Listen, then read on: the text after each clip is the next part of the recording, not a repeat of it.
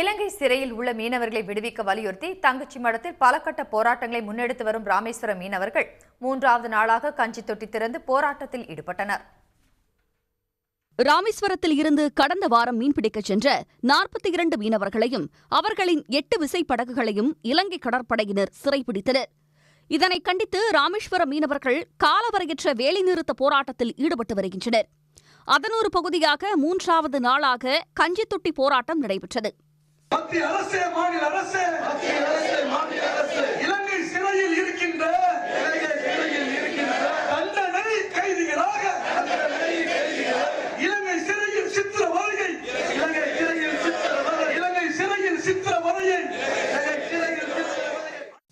இலங்கை கடற்படையால் சிறைபிடித்துச் செல்லப்பட்ட மீனவர்களின் குடும்பத்தினர் தங்களது வாழ்வாதாரம் முற்றிலுமாக பாதிக்கப்பட்டிருப்பதாக வேதனை தெரிவித்தனர். எங்களோட வாழ்வாதாரத்தை அழிச்சிட்டு போனது மட்டும் இல்லாம எங்களுக்கு பிள்ளைகளுக்கு பார்க்கக்கூடிய எங்க கணவரையும் பிடிச்சிட்டு போயிட்டா நாங்க பிள்ளைகளுக்கு என்னதான் எப்படி சாப்பாடு கொடுக்கறது, அடுத்த கட்டமா பிள்ளைகளை எப்படி பாதுகாத்து நாங்க வழி நடத்துறது. மறக்க முடியாத விஷயமா இப்ப நடக்குது. இவ்வளவு துக்கங்கள் எங்கள் வாழ்க்கையில் நடக்கவே கூடாது. இனியும் இந்த காலத்தில் தயவு செய்து எங்களுக்கு நீங்கள் எங்களுக்கு உதவி செய்யுங்க.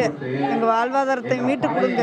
எங்கள் படகையும் எங்கள் மீனவர்களையும் எங்களையும் நீங்கள் காப்பாற்றோம்னா எங்களுக்கு உதவி செய்யுங்க. சிறையில் இருக்கக்கூடிய மீனவர்களையும் விடுவிக்கணும்.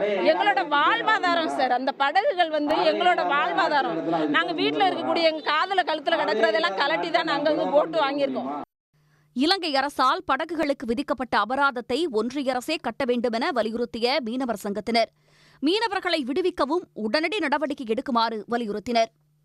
தமிழக அரசு எப்படி இங்கே இன்னைக்கு 6 லட்சம் ரூபா இலங்கையில் பிடிபட்ட படகுக்கு வழங்குதோ அது மாதிரி 2014க்கு முன்னால் வழங்கப்பட்டது போல மத்திய அரசு வழங்கணும். ராமேஸ்வரத்தில் நிகழ்ச்சி ஒன்றில் கலந்து கொள்ள சென்ற ஆளுநர் RN ரவி போராட்டத்தில் ஈடுபட்டிருக்கும் மீனவர்களை சந்தித்தார். அப்போது இலங்கை சிறையில் உள்ள தன்னுடைய தந்தையை விடுதலை செய்ய நடவடிக்கை எடுக்க வலியுறுத்தி சிறுவன் ஒருவர் கண்ணீர் மல்க கோரிக்கை விடுத்தார். உடனுக்குடன் செய்திகளை தெரிந்து கொள்ள சன் நியூஸ் பெல் ஐகானை கிளிக் பண்ணுங்க.